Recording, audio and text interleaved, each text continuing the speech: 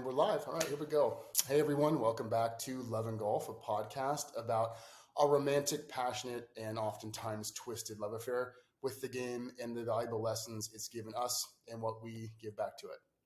You know, the rise of golf's popularity in the last few years has given birth to a ton of new creators, entrepreneurs, brands, artists.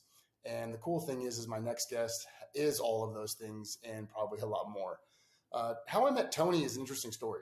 It was about 2018, I want to say, and we were both starting golf brands.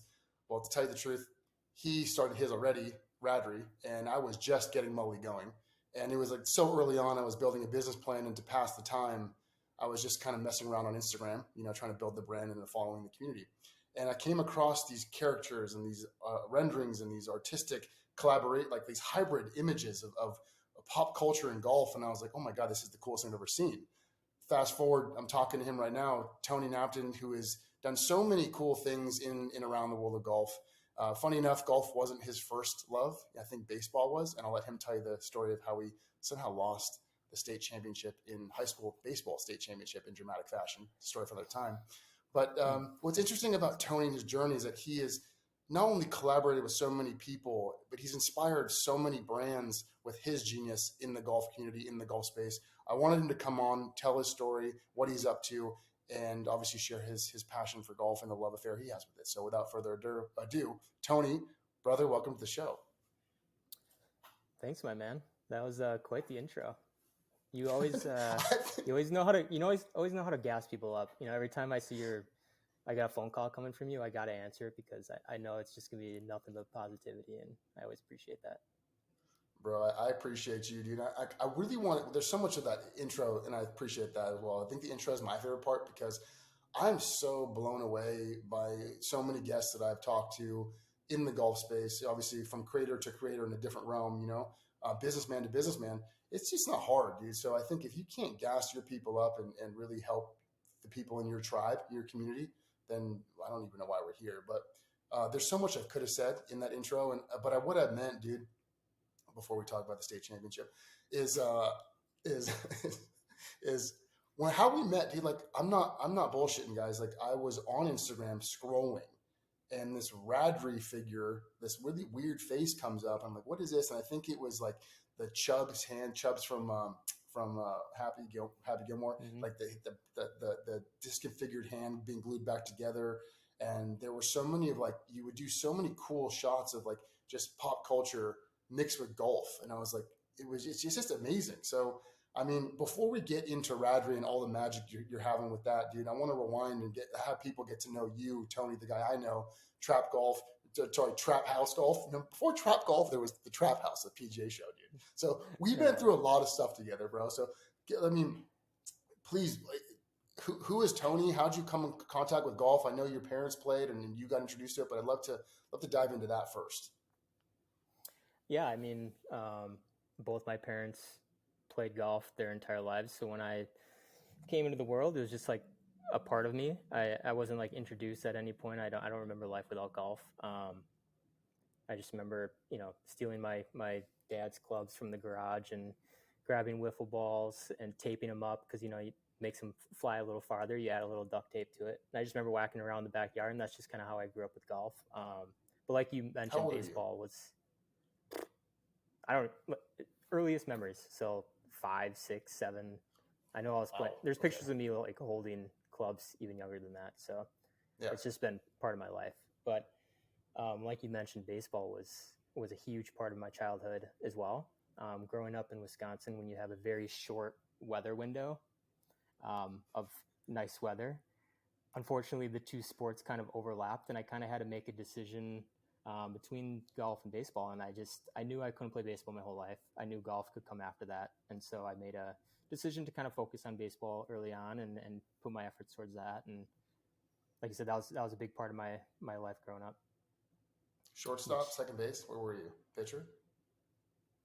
Depends on who's pitching, but I was middle infield, so I bounced between short and second and played a little left field. So I did my homework, bro. I know. Can we just get the state championship out of the way, dude? Because you posted it recently, and there was a photo of young Tony, And I was like, damn, first of all, dude was fit, still is fit. But I'm like playing baseball at that level, and then in the high school championship was like triple over to like 17th inning or something. What happened? Oh man, sorry if I get emotional. No, basically, I mean, we were a pretty good team. I kind of had to fight my way into the roster. I was like a transfer. I was coming from a different city, so I was kind of like the new kid and kind of had to fight for my name. And I ended up making the starting roster for state, and it was great. Unfortunately, we had a big lead going into the 7th inning, which in high school at the time, you only play 7 innings. We blew that with 2 errors in the infield, just terrible, worst case scenario. And then later on, you when you grow up, you have these visions of like being able to like make a diving catch and win the state championship, and the lights. Every kid has this dream, and I actually had a moment where I could have done that, which makes this so horrifying. It was the top of the 9th, and we were up by 2, and I was playing left field, and the kid hit a little slapper down the foul line, and I was running my ass off, and I dove for it, and I just missed it, and it bounced off my chest and like skirted off into the out of bounds area, but it still landed fair, so they ended up scoring 2 runs and tying the game, and we ended up losing in extras later on, but I broke my thumb on that play. Still played the rest of the game. But yeah, we lost. We had so many opportunities, we lost it, and I could have ended it with a diving catch, and I didn't. So I think about it just about every day. Real talk, every day. Almost every time I see baseball. Yeah, I can't watch sports there you anymore. Go. What? Well, I mean, it's funny. Like, I feel like because I played Little League baseball, not to that level that you got to, like going to state championship. But I feel like if you either played baseball or like hockey, if you're an East Coast guy, but like baseball, hockey, I feel like that's like the perfect like breeding grounds for golf aficionado junkies. Like if you play baseball, odds are you're playing golf now. Back in the day. Yeah, there's a lot of similarities between the two for sure. So bridging that love, when did you find golf? Like, when was that moment it bit you? Because if you grew up with it, obviously it's in your family, it's in your life, it's in kind of your DNA. But when was that, like post baseball? Do you remember that? Like, because I'm trying to tie it back to like the love affair aspect of the podcast. Like, did you have a moment where it was like, whoa, I love this beast, I love this creature, I love this game? I don't think there was one moment. So part of my professional background is I ended up starting a baseball lifestyle brand out of college, kind of just blending my passions between design and art and apparel and baseball, and just started real small out of it was called Routine Baseball, ROUTINE. Yeah. Still alive, routine.com, company in Kansas City owns it now.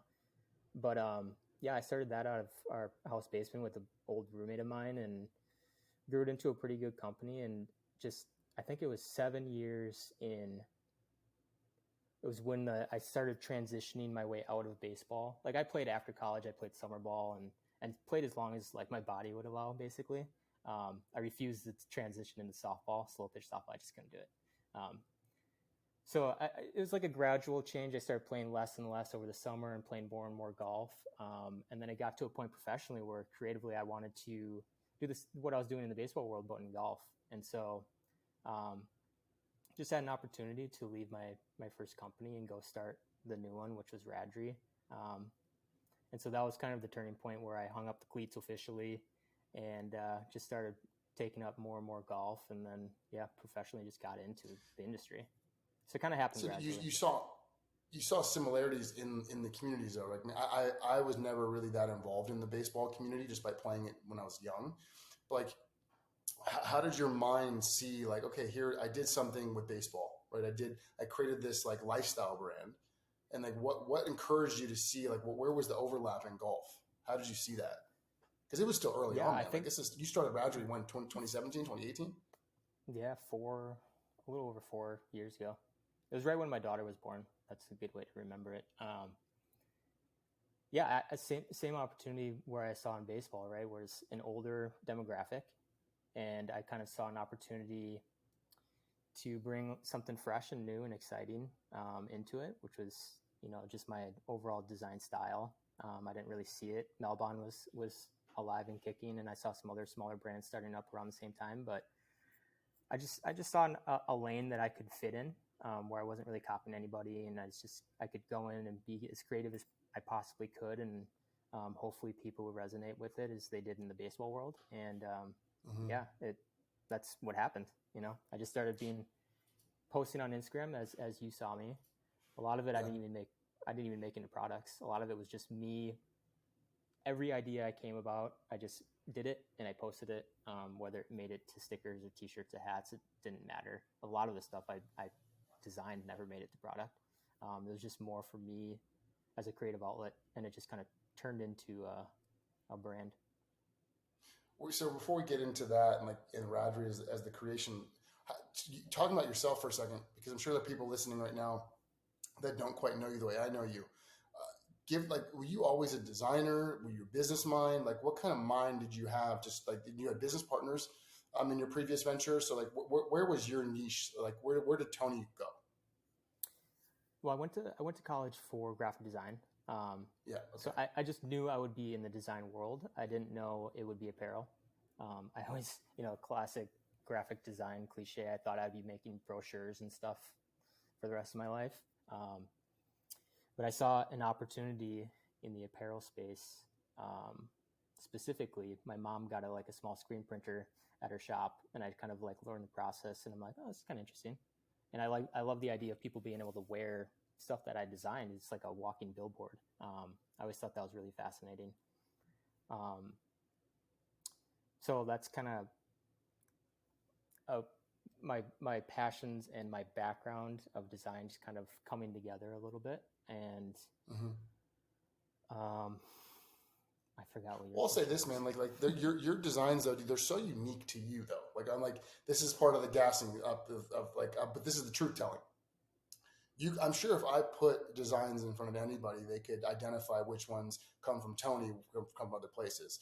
Because I know that there are some pretty big names in the golf community right now that have contracted you to do their characters for their merch launches, including us. Like you did the Mully logo, our little bulldog.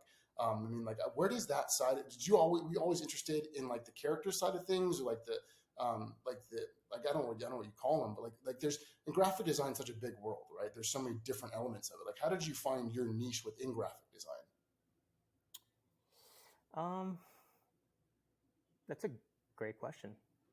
I always thought of myself as kind of like a chameleon designer, where I can work, like if you give me a certain style, I can kind of put that hat on and design in that style. I never really looked at myself as having a specific style, but a lot of people have mentioned that they can point out something that I've done, which is a good thing. I think I'm just naturally finding my lane, where I try to, I don't even know how to describe it. It's kind of like pop art. I try and be clever. I think cleverness is something I try and incorporate a lot. Humor is a big one. Colorful is another one of my things. I love color and working with color, but I don't know. How would you describe it as someone looking at it? Because like I don't know. I feel like I'm all over the place. Because like my Instagram in particular, if an idea comes, I do it and I post it. Like I said, like I don't think about it much. I just need to get this out. I need to create it and post it. And so I would love to hear your side of it. Bro, some of the things I've loved that you've done recently. I mean, I know you've done a lot, but like the I can't describe it, guys. It's kind of like the classic, Italian photos of like Michelangelo or like, something like that. But then there's like the Tiger Woods overlay, like the insert, I think that was super clever. I think your art's is really clever, and it really takes a look of like classic vintage with new age, and I guess 90s even. I couldn't describe it either, but it's definitely, I think the aesthetic is definitely you. And I'm curious to know, I'm sure everyone else wants to know, like Radry, where's the name come from, right? I mean, where's what Radry come from? The logo, where does that come from? And then how does your love for golf, like when the love for baseball kind of, you knew like, hey, life of baseball is over. Where was that love for golf, and how does that influence your creation in Radry, and how did all that come about? Yeah. So the first part of your question, Radry is a combination of two words. Funny story, I ran into trademarking issues with Routine, where we basically were battling with Lululemon over the trademarking of it, and I never wanted to go through that again. And so I told myself with the next brand, I wouldn't make up a word. Yeah, obviously, there would have to be a story, but basically, I would make up a word. It would just be easier, social handles and trademarking and all this stuff. So I did some research and I found the word, I'm probably butchering this, but Radge, Radge, which is a Scottish term according to Google, for somebody who's kind of like raging, like going crazy. And then the word Barry, Barry, which is like the opposite, somebody who's like having fun. And so I always envision golf as being this sort of devil angel situation where, it's such a mind. Can I swear on this podcast? Yeah, please fucking go for it. It's such a mind fuck, right? Like, it's you need to acknowledge the wins. Like if you hit a good shot, you need to pat yourself on the back and like celebrate that. A lot of people will hit a good shot after a bad one. They're like still being a loser about it. It's like, come on, man, you need to celebrate that. You just hit a good shot. And then the other side is like, if you are struggling, it just presents an opportunity to grow, right?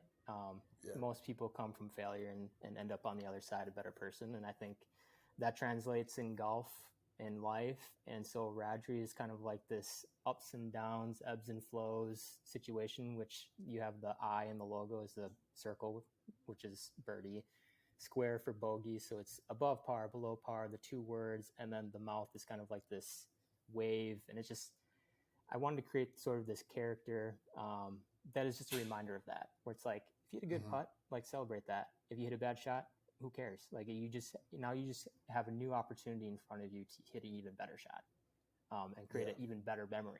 Like if you hit one close from the fairway, like who cares? That happens, But if you hit a hook around a tree and put it tight, you're going to remember that shot for a while. So I just want to kind of create a logo that kind of was a character, had a personality to it, and Radry kind of sounds like it could be its name also, and very mysterious, and I love when people ask me about it, so I think it's doing its job. Dude, I love that because someone told me, like, I think it was my cousin, my business partner Mully, like a few months ago. He's like, what's funny about golf? It's like this microcosm of life. It really is. Like everything, the way you treat your golf game or the way the golf game is kind of how your life's going at a time, Like if your life's great, maybe your golf game's great. But sometimes there's like a random fucking hit off a tree branch and like you didn't expect that. And so it's quite true. And I love that. That's what your brand's kind of built around because that is golf. And I love the golf lifestyle. If anyone listening, you guys got to go. I think you could check out his Instagram page because I know right now the actual site is invite only to go buy merch. Is that right? So what prompted that choice? And like, because obviously I love everything you've made. Where does the inspiration come from? Where did that choice to make it kind of like this closed environment come from? Yeah, so I've sort of approaching Radry 2.0. I kind of took like a hiatus from it while I was working at a random golf club where I was the art director for a while. And so now I've like transitioned into doing Radry full time, which is really exciting. So as I'm thinking about like Radry 2.0, coming back after a few years hiatus, I really wanted to focus on experimentation as being a value of mine and just being hyper creative and what that looks like. And that, in my eyes, it's trying new things, weird products. Like I just came out with an ashtray. I have some other really weird ones coming out. But like making it invite only came from like, there's no, you don't have to pay, right, to become a member. And that was intentional. I think there's enough of that in golf already. I wanted it to be kind of fun. And so like the only way you can get in is through an invite code from somebody who has one. And so right now, it's in the early stages where I just seed it out to friends and family. And occasionally I'll send out a newsletter where it's like, you have the next hour and you can sign up now. But if you miss this window, like you're going to have to wait. And so when I drop new product, it's kind of fun to see everyone like, who's got a code? Like, what do I got to do? And like the people who do have codes are like super invested because they're in. And the inspiration came from two different places. One was when Clubhouse came out. That was a similar situation where it was invite only. And I just remember the hype around it. And it was like super exciting to like get that invite and be in and hop in these chats. You felt like you were part of something, even though you didn't have to pay for it. Like you had to figure it out. Now, I thought the process of getting onto it was more fun than the actual app ended up being. No offense to Clubhouse lovers, but and then the other part was here in Austin. There's a bar called the Floppy Disk Repair Company, and a friend of mine brought me there. I've heard about this.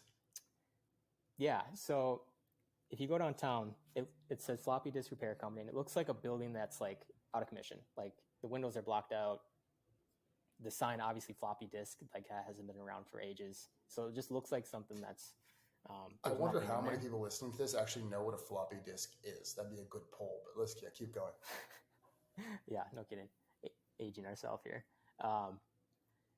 But yeah, he explained it to me, and he's like, watch this. And he punched in this code on this little keypad thing next to this door, and all of a sudden it opened, and we opened the door, and inside was this like amazing bar that you would have no idea existed in this little space. Yeah. And it was full of people, and it was like super eclectic and artsy, and like it was just a super dope bar, and we had a great time. And you have to like get the code from like Reddit or, like I said, friends of the people who own it, and like they change the code every now and then. And I thought that was just really, really fascinating. So it's kind of like that for your website, just like a instead of being secret, it's like invite only, got to know someone to get in kind of thing. Mm-hmm. Yeah. I think that. Just the process of it is something I wanted to try. I think now that I'm like full time with it, obviously I have to think about the business side a little bit more than I did before when it was just a side project. Yeah. Like I didn't care about sales. Not that I still do, but if I want this to be a successful business, I kind of have to a little bit. So I might transition into a similar situation where there's still membership, and it's you have to kind of finagle your way into it, and there'll be perks and stuff like that. But I might open it back up to the public soon, but all part of this experimentation. Like I don't know when or why or how, but I'm just going to keep trying things, and that's just going to be part of the brand. You've had a lot of success, dude. Like you mentioned Random Golf Club, doing this work with them, and then, you know, myself and other brands in the golf space. You've been commissioned for a lot of work. You know, like as a creative mind, how do you see the next 6 months, year of Radry growth going? Like, because I'm sure there's entrepreneurs out there listening to this as well that have their own brands, their startups. Like, you've been a part of some big brands and some big projects. How do you take an idea, execute on the idea, and then build a business around it?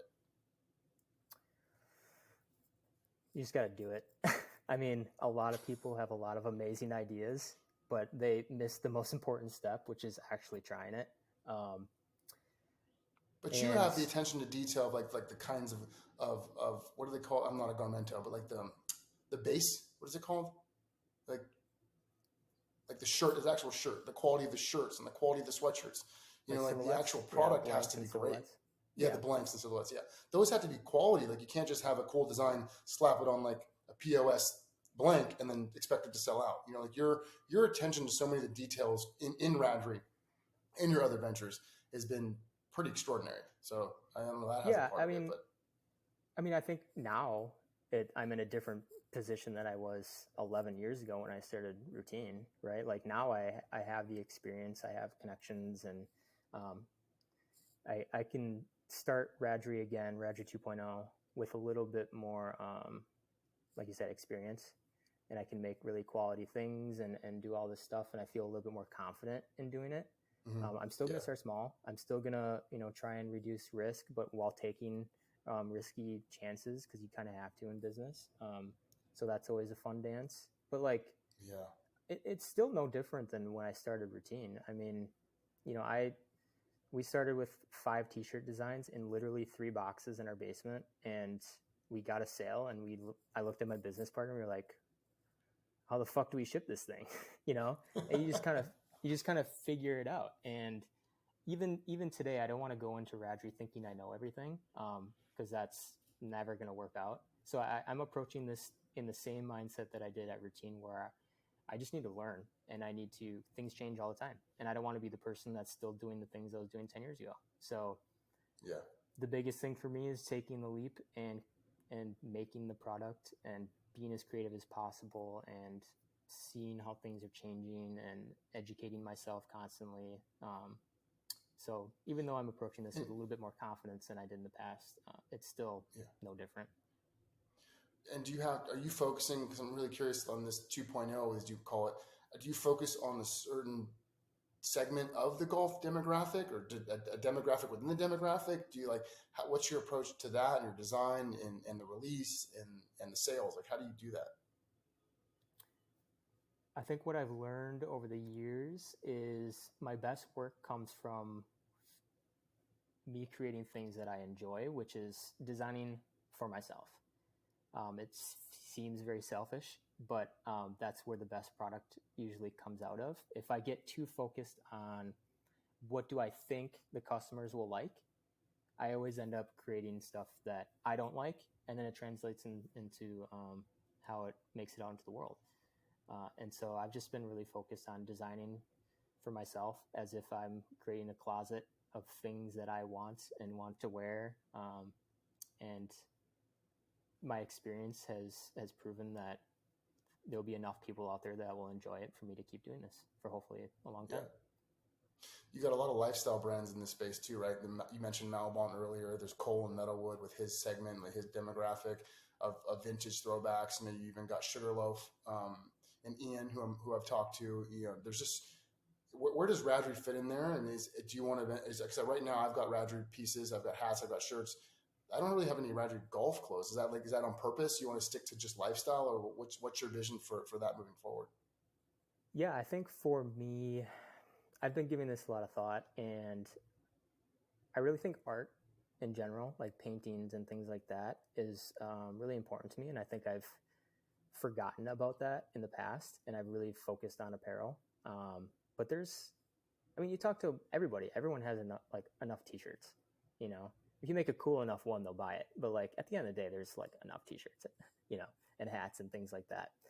And so I really want to focus on my art. I think paintings and prints and even home goods and things like that, I think will be a big part of Radry moving forward. I think it's, for me, golf is a huge part of my life. It's a hobby of mine, but it's not my life. It's not everything. And so I think I don't need to have everything say golf, golf, golf, golf. I think it can be too much. How can you wear an entire outfit and have things in your house and stuff? That's still you can take pieces of golf and make lifestyle apparel that is inspired from golf, but maybe doesn't necessarily say it. Like the hat I'm wearing, unless you knew what Radry was, it doesn't say golf on it.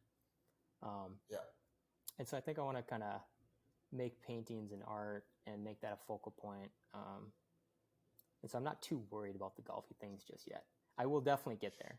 Because I'm in the golf space. It makes sense, but it's interesting. Someone that's been done what you've done in the golf space, again, making so many different logos and characters and prints and clothing lines for companies.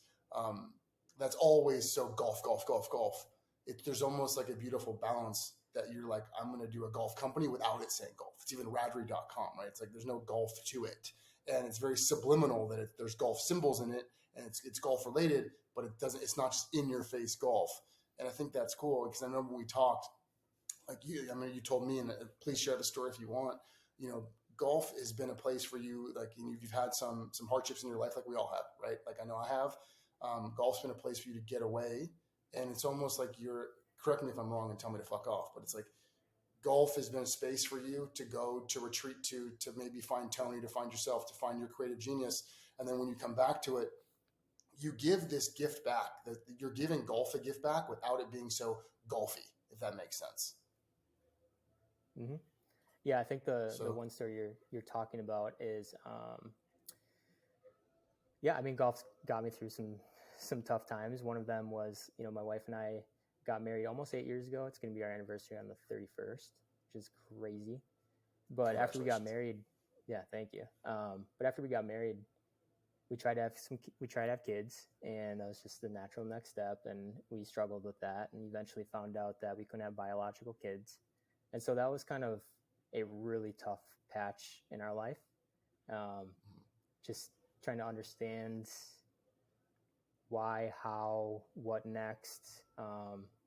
We didn't really know anybody else kind of going through what we were going through. And so it's just a really dark time for us, and golf was this perfect outlet that got me out of bed.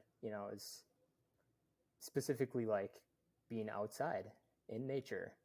you know Mm-hmm. it's amazing how much Mother Nature can just heal you just by being outside and breathing fresh air.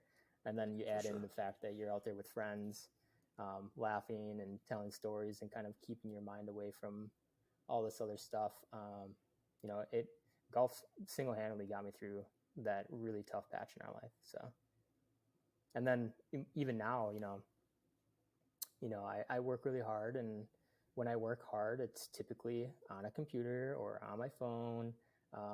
You can only get so much inspiration through Pinterest and all these other accounts and all this stuff. So me just going outside for 5-6 hours is everything. It's what my mind needs. It's what my creative juices need. I just need that time away from the screen because it's just such a important part of the business side of my life. Like you know it and you speak to it all the time.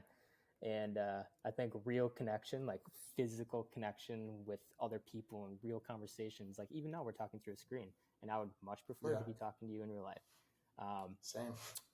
Yeah. So like, I think just golf it's needed for me. It's a good excuse for me to get out of the house. And luckily my wife understands how important it is to me. We got 2 kids with a third one on the way. So she's a saint, and I appreciate her, allowing me to have this hobby that takes up a lot of time. So yeah, it's important. Bro, thank you for sharing that story with me and us and everyone listening. Dude, I think it's powerful for us as a community to be vulnerable to a degree, to express authentically what we're going through. I've never found a community more supportive than the golf community. I've been a part of a lot of different ones, and the real ones out there know we don't judge. We're all here for each other, dude. I'm here for you. I think that the sport itself is given, and that's part of the next question of the segment of the podcast, right? It's like golf has given me so much, and like it almost makes me want to give back to it. Not just the community and the friendships and the business opportunities and the financial success, or hardship for that matter, but just the lifestyle. The lifestyle that's given. It makes it incentivizes and encourages me to give back to other people in the community. I'm curious to know, and by the way, congratulations on your 3rd child, going from that dark place to now having a beautiful family with 3 children, one on the way. Sorry, 2 with 1 on the way. Man, like, do you hope that they play one day? Where does golf fit in your life here on out? Like, please tell me more about that. And what are you doing aside from your creative entrepreneurial spirit? Like, what are you doing to give back to the community personally?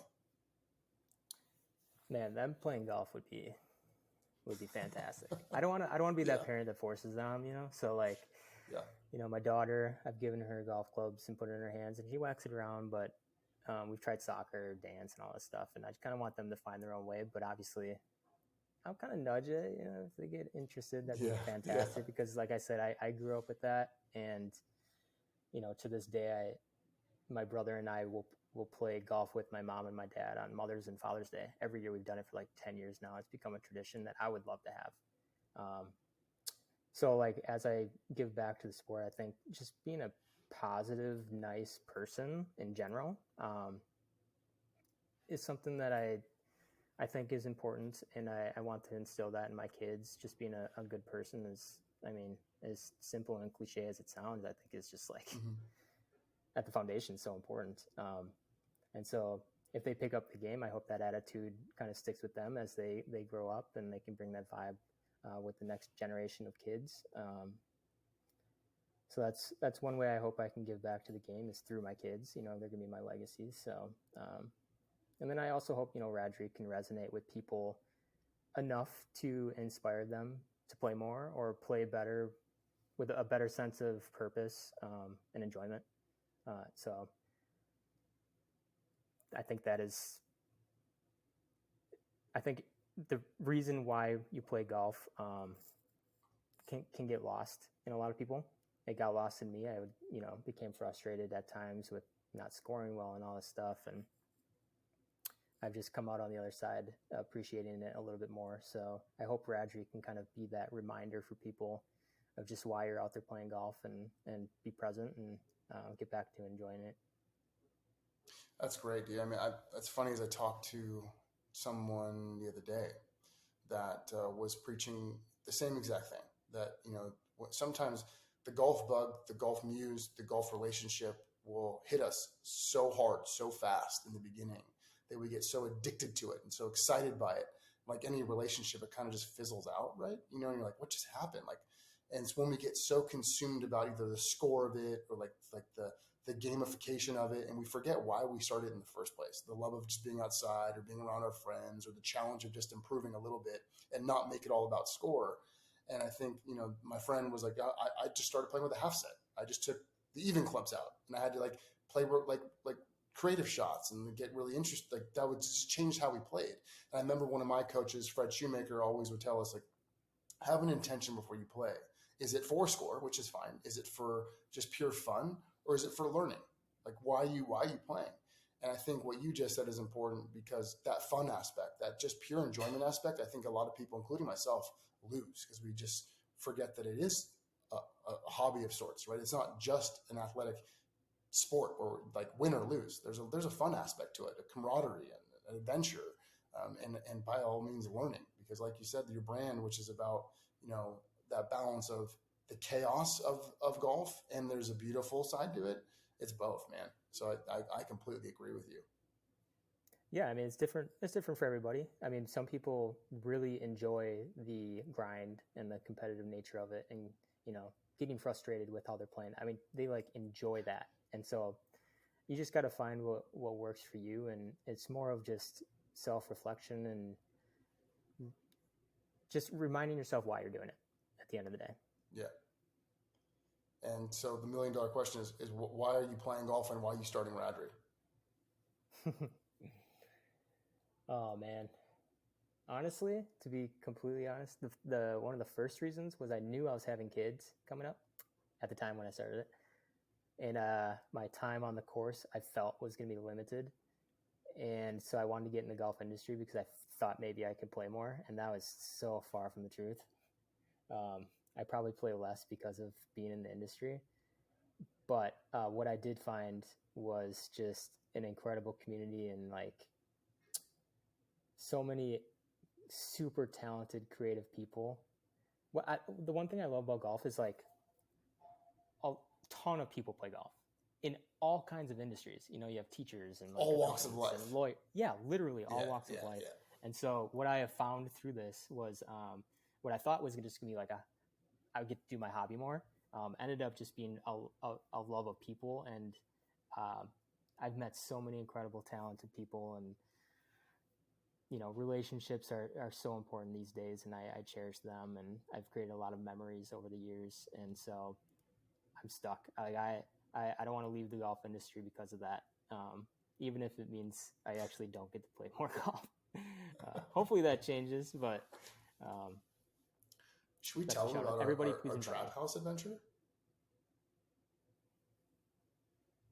I don't think it has any elements. I think people would hate it, but man, that's when I knew that the golf industry was going in a cool direction, when you, me, and Landon, aka Par Out Man, all went to the PGA show together. We're all just talking to each other online, and we were just let's go to the PGA show. It was 2019, I think, right? January 19.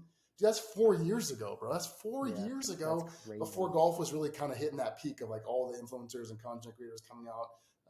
But yeah, man, that was we just got a random place in Orlando that was around the corner, and it was dark, and we coined it the Trap House. Yeah, we just sold drugs out of it. It was great. I'm just kidding. Oh God, we're gonna knock on the door now. No, it was cool to see. That was my first PGA show, and real taste of the industry, and walking around that expo was just my God. There's things need to change. This is just so outdated and old, and so even just our house, the vibe of our house, playing vaporwave music with Landon, and slamming Coronas and hitting balls in the lake and all that stuff was just. I was hoping that we were gonna be. There was more of us that were gonna make their way into the industry, and and that's what happened. And so, yeah, it's just it's a really cool time right now. I wonder what the show, because the show's coming up right now. I think it's like this week. But I know we're recording this January 18th. So it's coming up right now. I wonder what it's like, because I'm not going. I don't think you're going, right? No. I don't know many people going anymore, post COVID days and being in Orlando at a conference hall, convention center. I don't know if that sounds appealing, but I don't even know what the show's like today with everyone, like, is it just all this still the OEMs? Because you have so many brands now. Think about in the last 5 years, how many brands have popped up and created businesses direct to consumer style, like Radry. Plug. Hopefully they have a store in Maui. If they don't, I'm going to be upset, but it's chill. Like there's just so many brands now. That show can't be what it was 4 or 5 years ago. No way. Yeah, no chance. The only way I would go is if like I knew a group of people that I liked would go, and it would be more of a fun trip than it would, business. Yeah, and we created the trap house again. Yeah, we should do that. We should do it just for fun. So I've got a couple of questions here before we wrap up, just kind of to rein it all in. So I'm going to do a quick recap. You're an amazing human, creative mind, artist who's created this brand Radry. You guys, please go check it out. If you haven't heard about it already, you probably have. And Tony, your creative genius has hit so many different companies and so many different brands and so many different athletes in the sport, dude. Like, it's only a matter of time until your creation takes off and your lifestyle brand that involves golf is a household name. So this is a question I've been asking a lot of my guests. When we start playing golf, dude, there's like that, when you're practicing as a kid, there was that like 3-foot putt. And in my head, it was like that 3-foot putt to win the Masters, right? That green jacket moment. Now that we're adults, and obviously you and I are not on the PGA Tour competing for a green jacket, I still think that in life we are competing for our own version of the green jacket. So I'm asking, like, today, in this moment, what is your green jacket? What is that 3-foot putt to win what? Like, what is that? What is that for you right now? Fatherhood, business, whatever it may be. Like, what does that mean for you? I think for me, it's freedom. It's freedom to pick my kids up from school. It's freedom to take them to a course on the weekend or do whatever. And also freedom creatively. I think in the past, I've gotten caught up with business, and that has led me to just like doing work that was good and it was fine and it paid the bills, and I got a family and all that stuff. But it didn't satisfy me creatively. So I think the green jacket for me is, just being able to wake up every day and being able to sort of pick my own adventure and decide what I want to do that day. If I want to go make a painting, great. If I want to design some head covers, fantastic. If the kids have off from school and I want to take them to the zoo, like, great. So I think that's what I'm working towards. And yeah. Is that hard though? Like, to be honest, like I'm the same way, and I'm a single guy, no kids, no mortgage. I rent. It's like, it's a little bit easier, I think, in my mind for me, because I'm built the same way you are. In fact, a mentor and good friend of mine always said, what's more important to you, being a financial money millionaire or a time millionaire? And my answer has always been a time millionaire. I want to be able to be in my own time. Again, we have to provide for our livelihood. We can't live on the streets. I guess we could, but how do you balance that, knowing you have a financial obligation with kids and all that, plus your goal being a time millionaire? Yeah, I think it's just enjoying the process of taking on obstacles every day. I enjoy, as much as I am like a creative person, I do enjoy the creative side of business too. Like my background is, I used to do customer service. I did the sourcing of the products. I did fulfillment. Like, I literally have touched every part of the business side possible back when we started Routine. We had no money or employees and all this stuff. So I always found that that challenge really exciting for me, equally as exciting as the creative side of things. So the freedom aspect of it,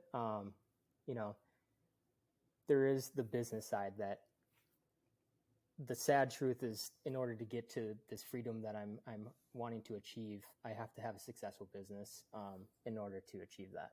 And so I'm very aware of that. It's not like I just wake up and I get to, go eat ice cream or something. I don't get to just make that decision. But I do enjoy the challenge of a startup and navigating through that process. So it's enjoying the process. I don't know what the end goal looks like, and I don't want to know, because I think that's a tough mindset to have. Like, I don't want to put numbers on the, as an end goal, or I want to be in this kind of warehouse by 2022. As long as I stick to this path and I'm true to who I am and what the brand needs and wants, and I approach it from a good business perspective as well as creative, then I'm good. I'll be solid. Yeah. And I just have faith in that. That's amazing. Last question, then I promise let you go, because I know you're busy, man.